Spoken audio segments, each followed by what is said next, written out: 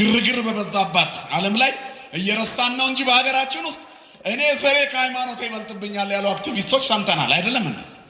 እነዚህን ነው ለከርሶም ያመልኩ ትንሽ የደንብ አስከባሪ ስልጣን ሲያገኙ የቤተ ክርስቲያን አካባቢ ያሉ ጧፍ መሸጫዎች ካልፈረሱ ብሎ የሚሮጡ አሉ።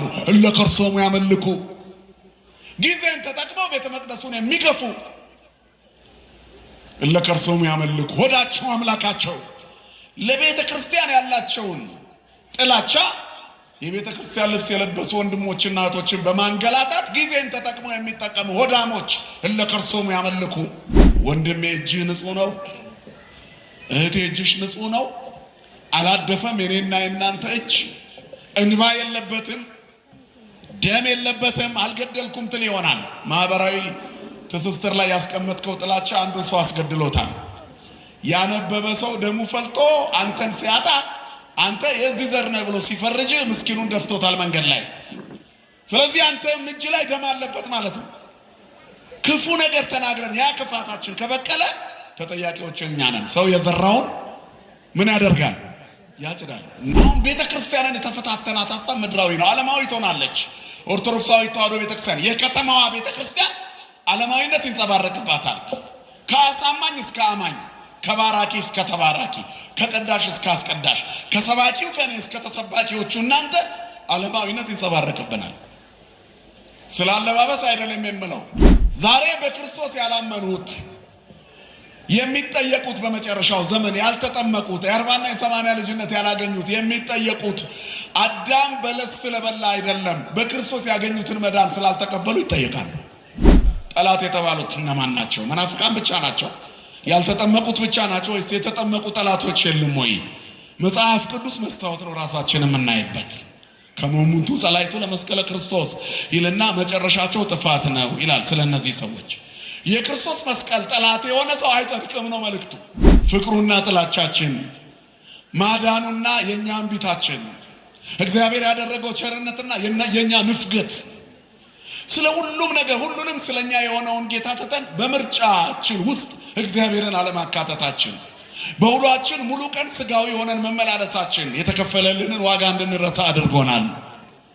ስለዚህ የምንኖረው ህይወትና የተከፈለልን ዋጋ አልተመጣጠነም። ይህን የፈጠረው ምንድን ነው? ሆዳምነት፣ ምድራዊ ሐሳብ ሆዳምነት፣ ስጋዊ ሐሳብ ሆዳምነት፣ ገንዘብን መውደድ፣ ስልጣንን መውደድ፣ በስልጣን መመካት፣ በዘር መመካት፣ ጎጠኝነት። ሆዳቸው አምላካቸው ነው። ከማተባቸው ይልቅ ዘረኝነታቸው አይሎ ይታያል። በስመ አብ ወወልድ ወመንፈስ ቅዱስ አሃዱ አምላክ አሜን።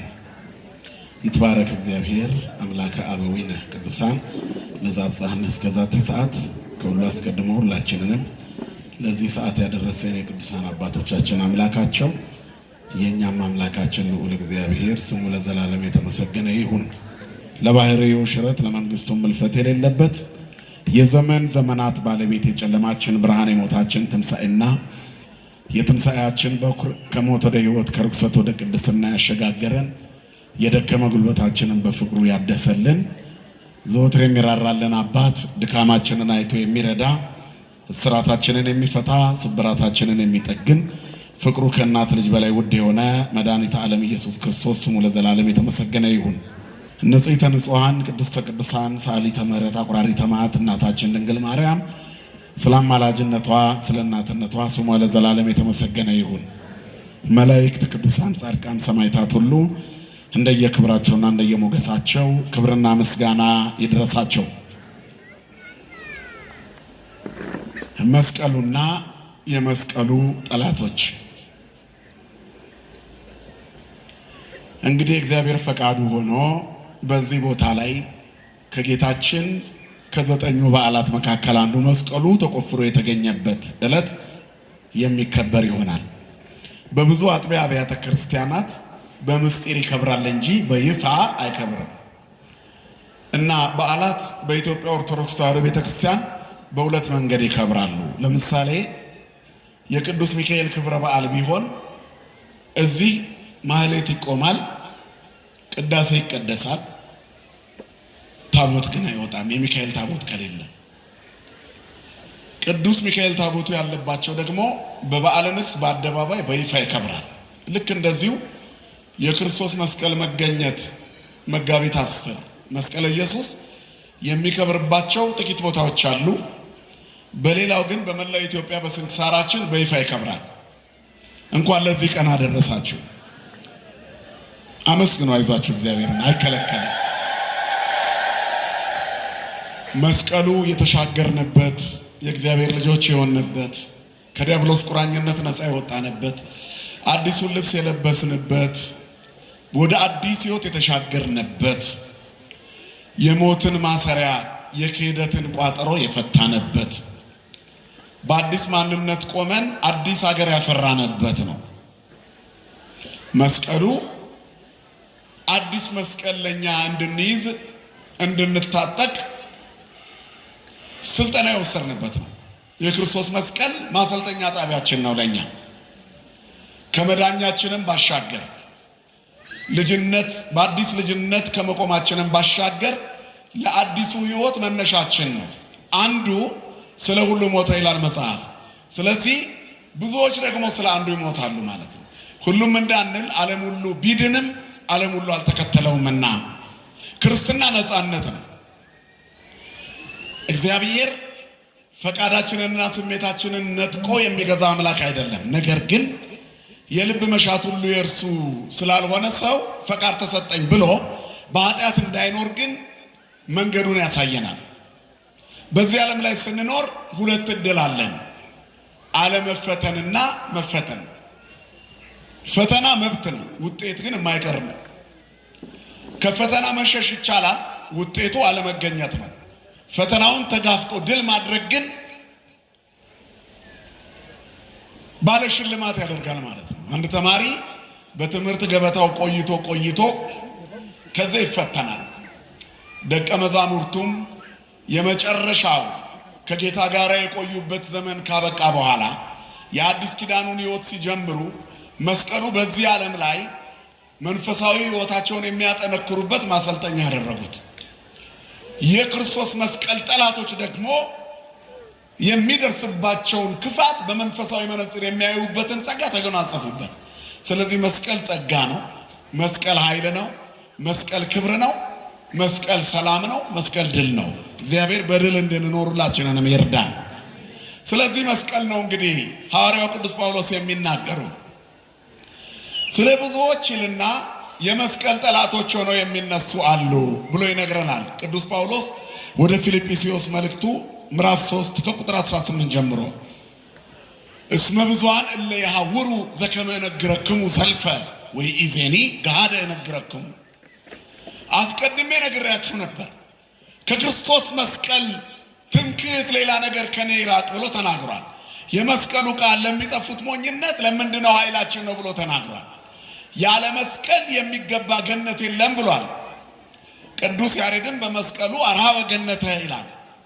በመስቀሉ ገነትን ከፈተ ይላል። መስቀል የገነት መግቢያ ቁልፍ ነው። ክብርና ምስጋና ለአምላካችን ለእግዚአብሔር ይሁን። ስለዚህ ይላል ስለ ብዙዎች እነግራቸዋለሁ፣ ብዙዎች የክርስቶስ የመስቀሉ ጠላቶች ከመእሙንቱ ጸላይቱ ለመስቀለ ክርስቶስ፣ ስለ ጠላቶች እነግራቸዋለሁ ይላል። እናንተ ግን የመስቀሉ ልጆች ሆናችሁ ኑሩ። መስቀሉ ሞትን ያለማምዳል፣ ወይንም ሞትን እንድንጋፈጥ ያደርጋል። መስቀሉ በፍቅር ውስጥ መኖርን እንማርበታለን። መስቀሉ እግዚአብሔር ዓለምን እስከ ድረስ ከየትኛው ጥግ እንደወደደ እንገነዘብበታለን። መማሪያችን ነው፣ ትምህርት ቤታችን ነው፣ ማሰልጠኛችን ነው መስቀል።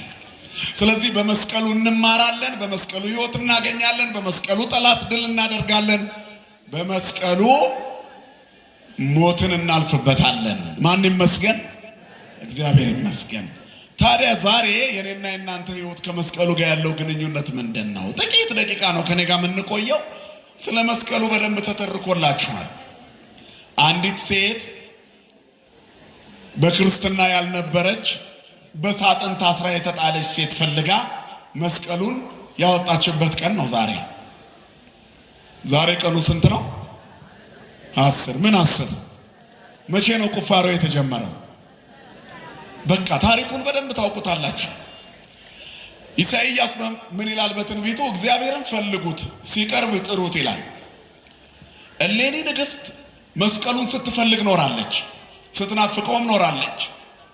ጠላቶቹን ድል የሚያደርግበት በደመና የመስቀል ምልክት ልጇ ቁስጠንጢኖስ እስከሚያይ ድረስ በጸሎት ተግታለች። የክርስቶስን መስቀል በልቧ ተሸክመው ኖራለች። መከራውን እያሰበች በፍቅሩ ተጠምዳለች። ሰማይ የተከፈተበትን መስቀል በሰማይ ሰሌዳ ላይ ያየች ኖራለች። ለልጇም ዓለም ድል የሚነሳበት የእግዚአብሔር መሆኑን የሚገልጥበት ጠላቶቹን የሚያሸንፍበት ኃይሉ መስቀል እንደሆነ ነግረዋለች። እየተማረ ያደገው ንጉሥ ቁስጠንጢኖስ አብያተ ክርስቲያናት በተዘጉበት ዘመን፣ አብያተ ጣዖታት በተበራከቱበት ዘመን የነገሰ ሰው ነበር። ስለዚህ እሱ ታላቅ ንጉሥ ተባለ። አባታችን አባ ብሾይ በኢትዮጵያው ስንክሳር ብሶይ ይባላሉ። በግብፁ አባ ብሾይ ተብለው የሚጠሩት አባት አንገታቸው ላይ ገመድ አስረው ይጸልዩ ነበር።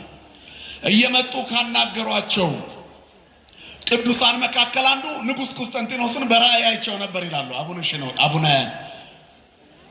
ብሾይ። እኚህ ታላቅ አባት ሲናገሩ ንጉሱ ወደ እኔ መጣ፣ ቁስጠንጢኖስ እንደሆነ አወቅኩኝ። ለእኔ አንተ ትገለጥልኝ ዘንድ አይገባኝም። አንተ አብያተ ጣዖታትን ዘግተህ አብያተ ጣዖታት ይታጸዋ ወአብያተ ክርስቲያናት ይትርሃዋ ብለህ የከፈትክ አንተ ታላቁን ጉባኤ ኒቅያን እንዲሰበሰቡ የጠራህ አባቶችን ለቤተ ክርስቲያንን ለትውልድ የሚጠቅመውን አድርጉ ብለህ የመከርክ በጎ ነገር ያደረክ መንፈሳዊ አባት ነህ። እኔ አንተን ላይ አይገባኝም ብሎ ተናገረው ይህ ጻድቅ አባት። ታዲያ ቁስጠንጢኖስ ምን አለ? እኔ ንጉሥ ነበርኩ፣ የሚጠበቅብኝን በዓለሙ ሆኜ እንድሰራ መንፈስ ቅዱስ ረዳኝ። ከምንም በላይ ግን የእናንተ የመናንያን አባቶች ጸሎት ረዳኝ። ምክንያቱም መስቀሉን ተክላችሁ በጸለያችሁት ጸሎት አየዋችሁ። የመነኮሳቱ የመናንያኑ ክብር ከሥጋውያኑ ክብር ይበልጣል። እንደ ከዋክብት እየተወነጨፉ ወደ ገነት ሲገቡ አይቻቸዋለሁ አለ። ክብርና ምስጋና ለአምላካችን ለእግዚአብሔር ይሁን። ስለዚህ ይሄ ጻድቅ አባት ለክብር እንደበቃ በታላላቆቹ አባቶች ዘንድ በራእይ እስከ መገለጥ ደርሷል። ቁስጠንጢኖስ የንግሥት እሌኒ ልጅ እናት ለልጇ የምታሳየው ነገር መጨረሻውን ያሳምርለታል። ለመጨረሻ ሕይወቱ የራሱን ሚና ይጫወታል። ልጅን በሚሄድበት መንገድ ምራው ይልና በሸመገለ ጊዜ ከእርሱ ፈቀቅ አይልም። ዛሬ ልጆቻችሁን ነጠላ ቋጥራችሁ አስራችኋቸው ወደዚህ የምታመጧቸው ልጆቻችሁ ሲሸመግሉ ከዚያ ፈቀቅ አይሉም። ሁሉም ልጅ የሚታየው አባቱ ወይንም ወላጆቹ በተከሉበት ማንነት ነው። ሌባ ከሆነ ከወላጆቹ የወረሰው ነው። የጻድቅ ልጅ ቀማኛ አይሆንም። የዘረኛ ልጅ በፍጹም ፍትሃዊ አይሆንም። ስለዚህ ሰው የዘራውን ያጭዳል። ንጹሃን ከሆነ ልጆቻችን ንጹሃን ይሆናሉ። ለራሳችን ሳይሆን ለልጆቻችን ስንል ጥሩ ሰዎች ለመሆን እግዚአብሔር ሁላችንንም ይርዳን። ስለዚህ ሰው ራሱን የሚያየው ለሌሎች ሲል ነው፣ ለራሱ ብቻ አይደለም። ኃላፊነትም የሚሰማው ለሌላ ሰው መኖር ሲጀምር ነው። ያላገባና ብቻውን የሚኖር ሰውና ትዳር ይዞ ያገባን ሰው ብታቆሟቸው በዚህ በችኩልነትና አልደፈር ባይነት በበዛበት ዓለም ትዕግስት የምታገኙት የትኛው ጋር ነው? ላጤው ጋር ነው? ባለትዳሩ ጋር? ንገሩኝ እስቲ። ባለትዳሩ ጋር። ለማን እየኖረ ስለሆነ? ቤቴን ይላል፣ ልጆቼን ስለሚል ታጋሽ ይሆናል። የትኛውም ጀግና ለሌላ ሰው መኖር ሲጀምር ኃላፊነት ይሰማዋል። ይሄንን በምሳሌ አወራን እንጂ ሰው ብቸኛም ሆኖ ለሌላ ሰው መኖር ይጀምራል። እነ ቅዱስ ጊዮርጊስ የሰማዕትነትን ጽዋ ሲጎናጸፉ የመስቀሉን ክብር ለሌላው ትውልድ ለማስረከብ የባለቤትነት ስሜት ተሰምቷቸው ነው። መውለድ ማለት የአብራክ ክፋይና የማይፀን መከፈት ብቻ ሳይሆን በመንፈስ ቅዱስ ጸጋ የምናፈራቸው ጭምር ነው ማለት ነው። እግዚአብሔር ለዚህ ክብር ሁላችንንም ያብቃን። ስለዚህ ለዚህ ኃላፊነት ትልቁ የመማሪያ ትምህርት ቤታችን የሆነ የክርስቶስ መስቀል ነው። እናቱ ቅድስት እሌኒ ንግሥት እሌኒ መስቀሉን በልቧ ይዛ በልጇ ልብ ውስጥ ሳለችው። ከብዙ ጊዜ በኋላ ሲነግስ ሰራዊት አስከትላ እንድትሄድ ፈቀደላት። ኢየሩሳሌም ሄደች። ኪራኮስ የተባለ ባህታዊ በነገራት ልዩ ምልክት ጢሱ ከሶስቱ ተራራዎች አንዱ ተራራ ላይ ሰገደ። ትልቁ ተራራ በቆሻሻ ተከምሮ ከ300 ዓመት በላይ የቆየው ተራራ ተቆፍሮ በዛሬው ዕለት እንደ ፀሐይ የሚያበራው የጌታ መስቀል ተገኘ። ክብርና ምስጋና ለአምላካችን ለእግዚአብሔር ይሁን። የጌታ መስቀል ተቆፍሮ ተገኝቷል። የኛ መስቀልስ ምን ቀበረው? አለ ወይ አሁን መስቀል?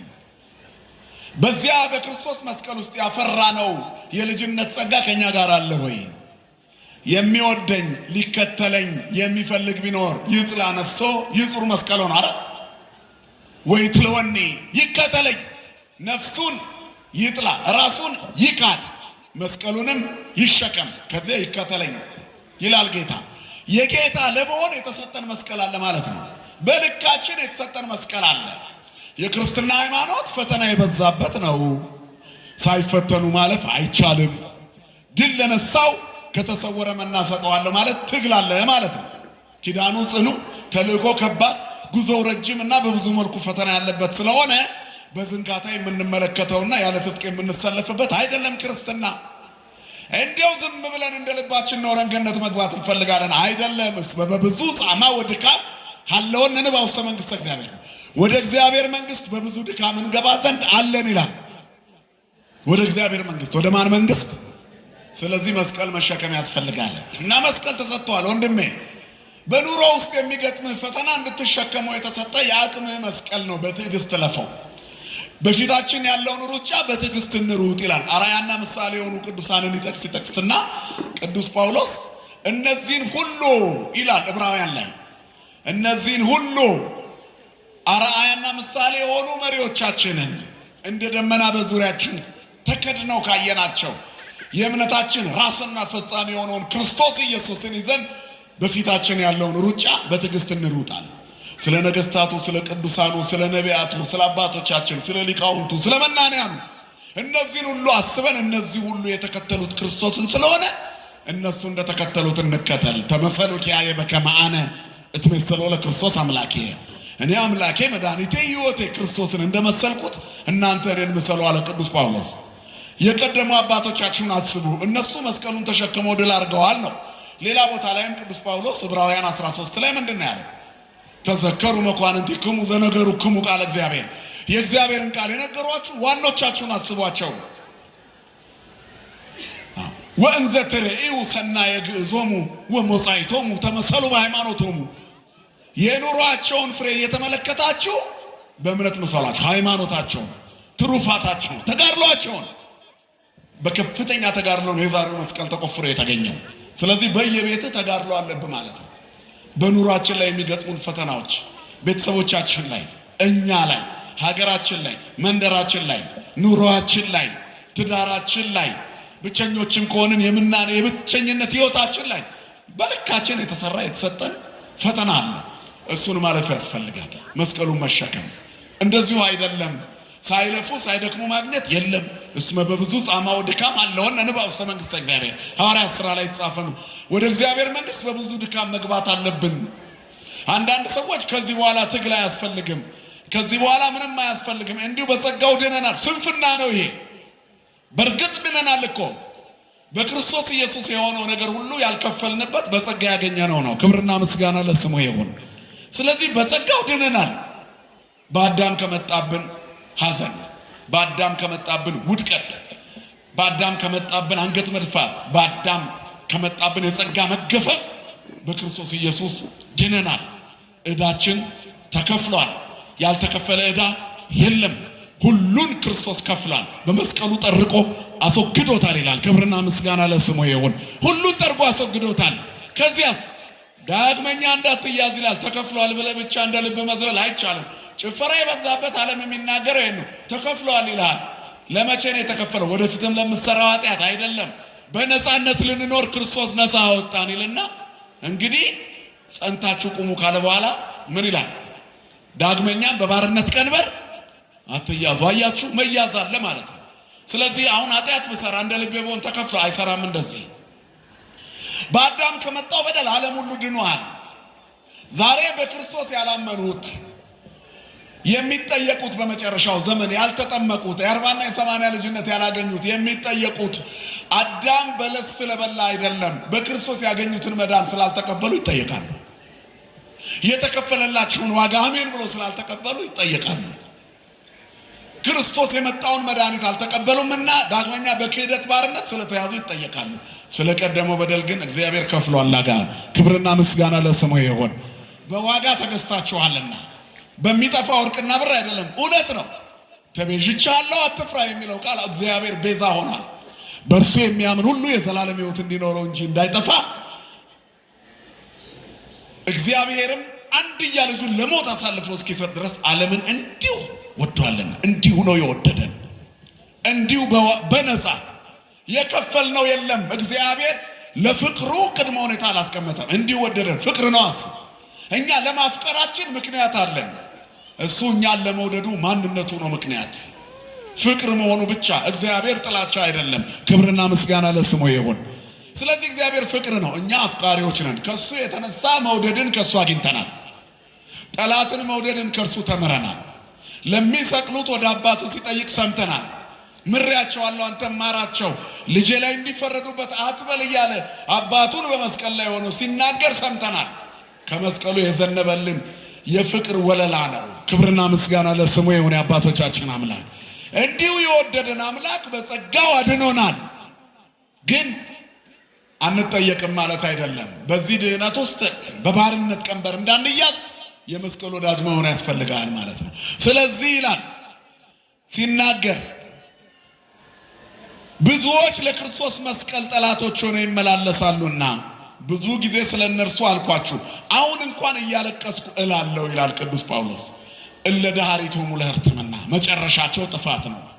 እስመ ብዙኃን እለ ይሐውሩ ዘከመ እነግረክሙ ዘልፈ ወይእዜኒ ገሃደ እነግረክሙ ከመ እሙንቱ ጸላእቱ ለመስቀለ ክርስቶስ።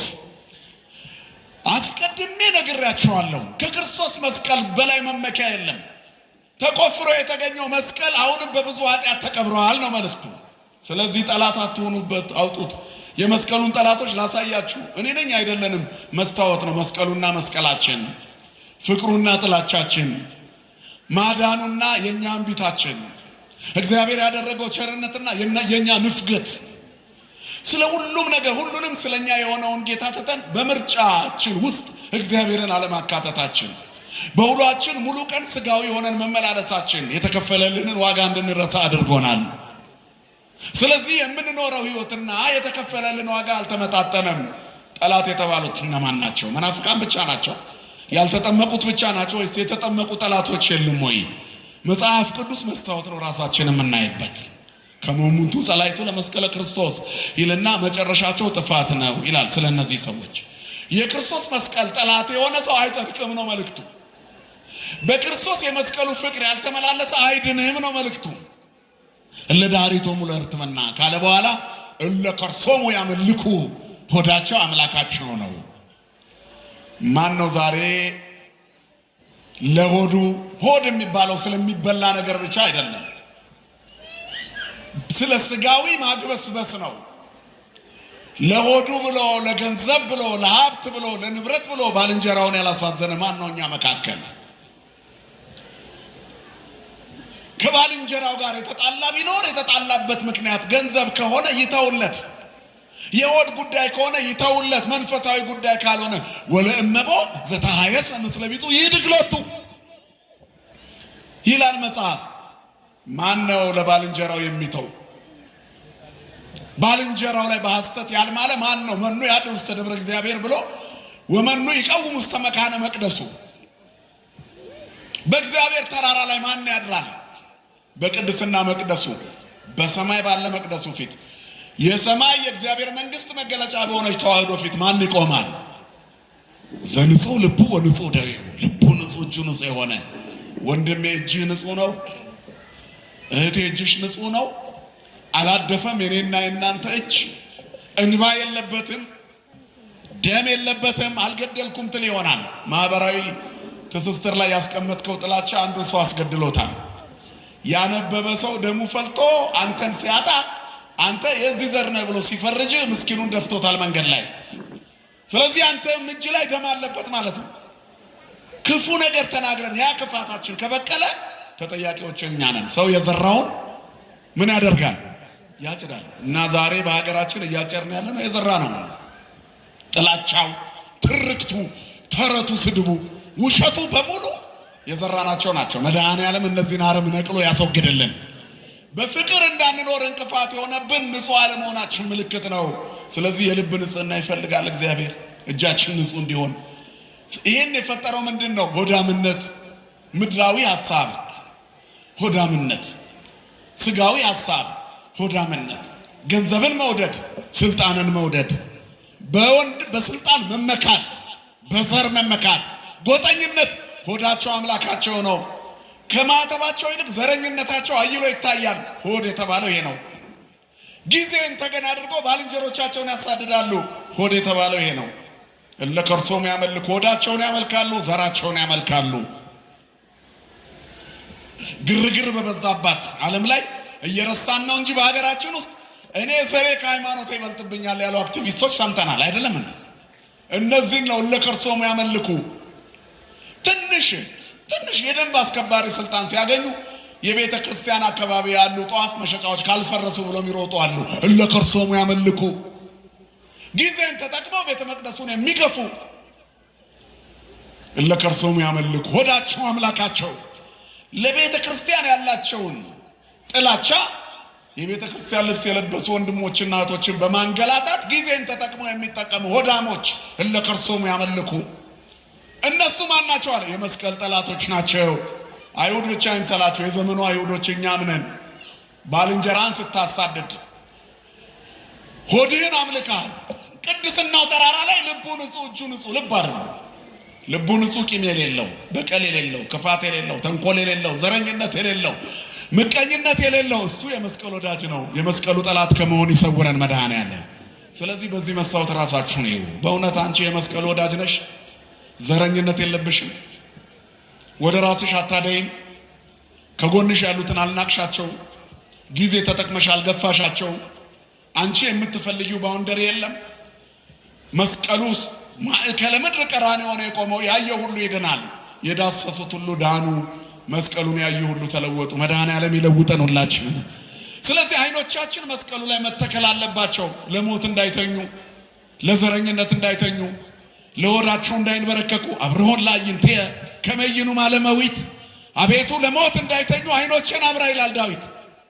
ሞት የተባለ ሆዳምነት ነው። ገንዘብ፣ በገንዘብ መመካት፣ ዘረኝነት፣ ክፋትና ተንኮል፣ ምቀኝነት፣ ጎጠኝነት፣ ጊዜን ተጠቅሞ ባልንጀራን መጉዳት። እነዚህን ነው ሆዳቸው አምላካቸው ያለው። የኔና እናንተስ? እግዚአብሔር በቃሉ መስታወት ሁላችንን የሚያስተምረን። ክብራቸው በነውራቸው ነው። ወክብሮሙ ሐሳሮሙ። ነውር የተባለ ነገር አሁን ሚዲያውን አላጥለቀለቀውም እንዴ? ፌመስ የሚኮንበት መንገድ ነውር ሆኗል እኮ።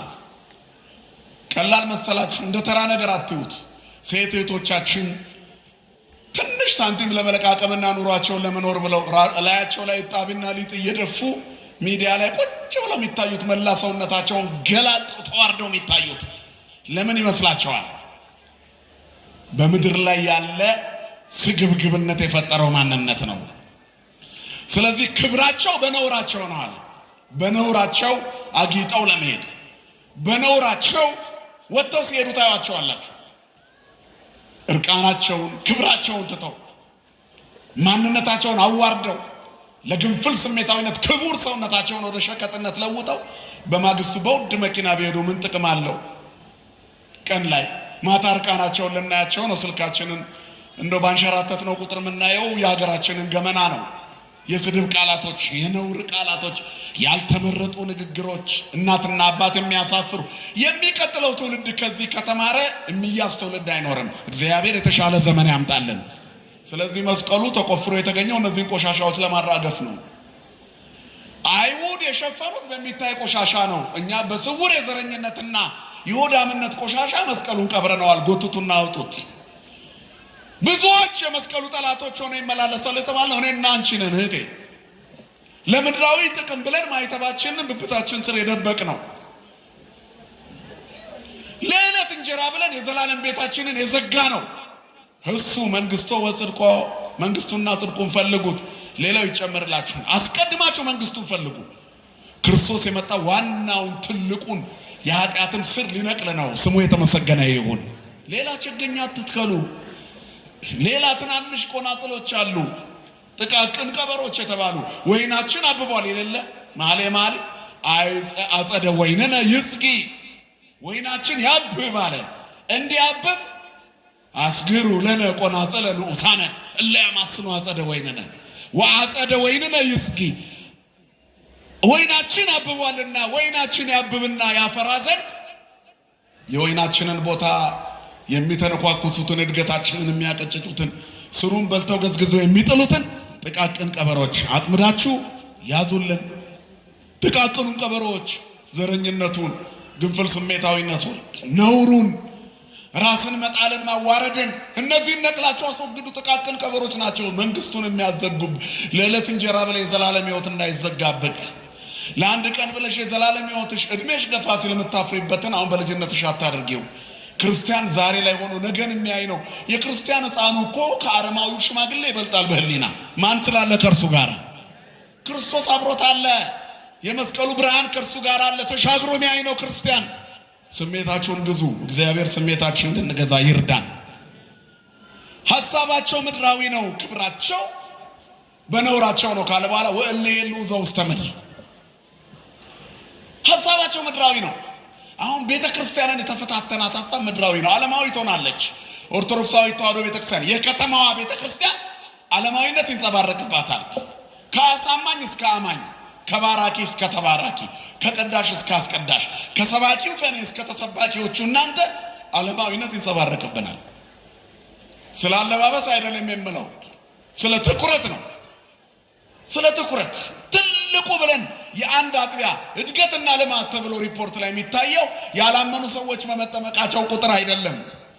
ከአሕዛብነት ወደ ሕዝብነት ስለተመለሱ አይደለም። ቅድሚያ የሚሰጠው ሳጥኑን ስለሚሞላው ገንዘብ ነው፣ ወይንም ቤተክርስቲያን ዙሪያ ስለሚሰራ ሱቅ ነው። አያስፈልግም አይደለም፣ ግን ቅድሚያ ለመንግስቱ ነው መሰጠት ያለበት። ይሄ ትርፍ ነው። ትርፉ ዋና ሆነዋል። ሐሳባቸው ምድራዊ ነው። ይሄ መስቀል ጠላትነት ነው። አገልግሎታችን እንዳይሰናከል በአንዳች ነገር ማሰናከያ ከቶ አንሰጥም ይላል ሁለተኛ ቆሮንቶስ ምዕራፍ 6። እንዳናሰናክል ያስፈልጋል። በእያንዳንዱ ጉዞ ውስጥ ክርስቲያን መንፈሳዊነትን ማስቀደም አለበት። ቁስ ከቀደመ ቆይቷል። ትልቁ ቦታ አደገ፣ ቤተ ክርስቲያን አደገች የሚባለው ህዝቡ እንደዚህ ሞልቶ ወንጌል ስለተማረ አይደለም። ሱቆች ስለተደረደሩ፣ የሚከራዩ ቤቶች ስለተገኙ ነው። ያ ያስፈልግም እያልኩ አይደለም። ቤተ ክርስቲያን ከጥገኝነት ነፃ መውጣቷ ጥሩ ነው። ለዓለሙም የሚያስፈልገውን ትምህርት ቤቶች እየከፈተች ብታስተምርበት ችግር የለውም። አልፋ ግን በግሮሰሪውን በከሸቀጣ ሸቀጡን ማከራይታ ዓለማዊውን የምትጋፋ ከሆነ ዓለማዊ ሆነች ማለት ነው። ትኩረታችን ተለያይቷል። ሐሳባችን ምድራዊ ሆኗል። መድኃኔዓለም ልቦና ይስጠለውላችንም። ስለዚህ ሐሳባቸው ምድራዊ ነው የሚለው ይሄንንም ያጠቃልላል። የኔና እናንተስ አሁን እዚህ ውስጥ ስለ መንግስተ ሰማያት ሊጸልይ የተገኘ ማን አለቅ? እኔና እናንተ መሃል ስንመለስ ከስራ የተባረረ ስራ እንዲያገኝ ተገቢ አይደለም እያልኩ አይደለም። ቅድሚያ ግን መንግስቱና ጽድቁን ነው። አስቀድማችሁ መንግስቱና ጽድቁን ፈልጉ፣ ሌላው ትርፍ ነው። ክርስቶስ እሱን ፍለጋ ለመጡ ሰዎች 5 እንጀራና 2 ዓሣ አበርክቶ መገባቸው። ይገርማል እኮ እናንተ። ያ ሁሉ ህዝብ ሲበላ ስለ እንጀራ አንድም ቀን አልነገራቸውም። የሚነግራቸው ስለ እግዚአብሔር መንግስት ነው። ንስሐ ስለ መግባት ነው፣ ስለ መለወጥ ነው፣ ስለ ነፍስ ልምላሜ ነው፣ ስለ ዘላለማዊነት ነው። ልክ እንጀራ ሲበሉ ታንኳ እየተከራዩ ተከተሉት። እኔ እኮ ለዚህ አልመጣሁም አለ ጌታ፣ ስሙ የተመሰገነ ይሁን። እንዴ አባቶቻችሁ በምድረ በዳ እኮ መና በሉ፣ አባቶቻችን በሉ። ነገር ግን አለ አበዊክሙ ሰበሉ መና በገዳም ወሞቱ። አባቶቻችሁማ በበረሃ መና በሉ ግን ሞቱ። ስለዚህ ሞትን የሚያሻግር እንጀራ ብሉ፣ የኛውን ተዉት አላቸው። አይ እኛ ስለበላን ነው የተከተልነው አሉት አይሁድ። ለሚጠፋ መብል አትከተሉኝ አላችሁ። ሐሳባችሁ ምድራዊ አይሁን። ለሚጠፋ መብል ክርስቲያን አትሁኑ። ለዚህማ ከፍተኛ ደሞዝ የሚከፍል እኮ ሌላ አለ አይደል እንዴ? ቤተክርስቲያን ውስጥ እኮ አሉ 10 ዓመት 12 ዓመት የቤተክርስቲያን ጥበቃ ሆነው ኖረው ሌላ በክርስቲያን ስም የተቋቋመ ሌላ ቸርች ተብዬ ትንሽ የተወሰነች ደሞዝ ሲጨምርላቸው እዛ ጥበቃ ይሆናሉ፣ ሃይማኖታቸውንም እዛው ይቀይራሉ። እነዚህ ሰዎች ቤተክርስቲያኗን በደው ያ ሁሉ ቅዳሴ ሲዘንብባቸው አልነካቸውም። ያ ሁሉ ቃል እግዚአብሔር ማህሌቱ፣ ሰዓታቱ፣ ወንጌሉ፣ ስብከቱ የተዋህዶ ርትዕትነት የሚያሳየው የጠራ ስርዓት አምልኮ አልነካቸውም። ለምን?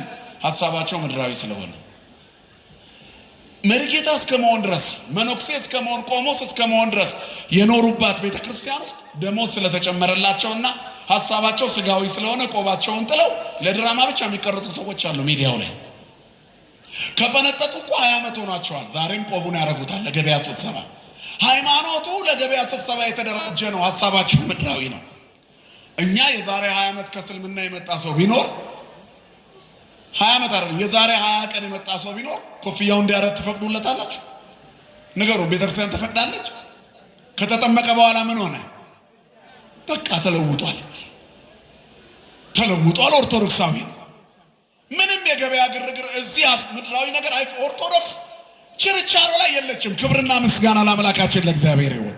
እኛ ችርቻሮ ላይ የለንም። ፓስተሩ ከተጠመቀ በኋላ ነጠላ ነው የሚለብሰው። በሌላ ስም እንዲጠራ አንፈቅድለትም። በቃ ጨርሷል። አማኝ ነው፣ እያስቀደሰ ይቆርባል እንጂ እየቀየረ የድሮውን እየለበሰ አይቻልም። እኛ ቤት የድራማ ቤት አይደለም። ይሄ ቤት የእውነት ቤት ነው። ቤቱ የእውነት አምድና መሰረት የሕያው እግዚአብሔር ቤተ መቅደስ ነው። ድራማ አይሰራበትም። ክብርና ምስጋና ለአምላካችን ይሁን። የጠራ ሃይማኖት ውስጥ ነው ያለነው። በዚህ ሃይማኖት ውስጥ ሲኖሩ ሐሳብ ምድራዊ መሆን አይቻልም። ሐሳባችን ሰማያዊ ነው መሆን ያለበት። የመስቀሉ ጠላቶች ግን የታጠቁለት ዓላማ ጠላትነት ስለሆነ ሐሳባቸው ምድራዊ ነው። በዚህ ለዩአቸው። እኛ ኦርቶዶክሳውያን አንለወጥም። ምክንያቱም የማይለወጠው እግዚአብሔር ከኛ ጋር ስለሆነ። ክብርና ምስጋና ለአምላካችን ይሁን። ወእልሄሉ ዘውስተ ምድር ይልና ወለነሰ ዘውስተ ሰማያት ሀገርነ። እኛ ግን የመስቀሉ ወዳጆች መስቀሉን ፈልገን ያገኘነው የመስቀሉ ልጆች ሀገራችን በሰማይ ነው። የት ነው ሀገራችን? ሁላችሁም ጮክ ብለው ሀገራችን የት ነው? በቃ ሀገርህ ሰማይ ነው። ሌላ ሀገር አትጥራ። በቃ ሌላ ሀገር አትጥራ። ኦሮሚያ ነኝ፣ ደቡብ ነኝ፣ ሰሜን ነኝ፣ ትግራይ ነኝ። እሱ የትውልድ መንደር ነው፣ ወላጆች የተወለዱበት። አንተ ሀገር ሰማይ ነው። ሰው ከተጠመቀ በኋላ ዘሩ አይጠቀስም። ነፍስ እኮ ብሔር የላትም፣ ዘር የላትም። ነፍሳችን ተስፋዋ እግዚአብሔር ነው። ነፍስ ነፍስ ተስፋው ለእግዚአብሔር ነው። እስመ ረዳይ ነው ምስካይ ነው ትላለ። ረዳታችን መጠጊያችን ለዘላለሙ ኃይላችን እግዚአብሔር ስለሆነ ነፍሳችን ማንን ተስፋ ታደርጋለች? እግዚአብሔርን። ነፍሳችሁ ነው። እሷ ዘር የላትም። ነጽሩ ነፍሰክሙ ወአንጽሑ ነፍሰተክሙ። ነፍሳችሁን ተመልከቱና ሰውነታችሁን አጥሩ። ነፍስ አራያና ምሳሌ ትሆናለች። አያችሁ፣ ለዚህ ነው ቅዳሴ ጊዜ ላይ ጌታ ያስተማራቸው ነፍሳችሁን ተመልከቱና ሰውነታችሁን አጥሩ። ሰው የራሱ አስተማሪ ነው። እሱነቱ ያስተምረዋል፣ ነፍሱ ታስተምረዋለች፣ ህሊናው ታስተምረዋለች። ያላመኑ አሕዛብ እንኳን ከህሊና የተነሳ ይፈረድባቸዋል ማለት ነፍሳቸውን ስላልተመለከቱ ይቀጣሉ። ስለዚህ ነፍሳችን ትነግረናለች። ክርስቶስ በማዕከለ ምድር ቀራንዮ የተከለው መስቀል ዓለም ሁሉ የዳነበት ነው። እኛም የምንከተለው እሱን መስቀል ነው። ያ መስቀል የእኛን መስቀል ስንሸከም ትከሻችንን ያጠነክረዋል። ከሊቶስጥራ እስከ ቀራንዮ በቆሰለ ትከሻው ተገርፎ ይዞት የወጣው መስቀል የሁላችንንም ዕዳ ከፍሏል። ዳግመኛ በባርነት ቀንበር እንዳንያዝ አገራችን የት ይሁን? ለሰማይ ክብር ያብቃን። የቆየነው። ስብሐት ለእግዚአብሔር።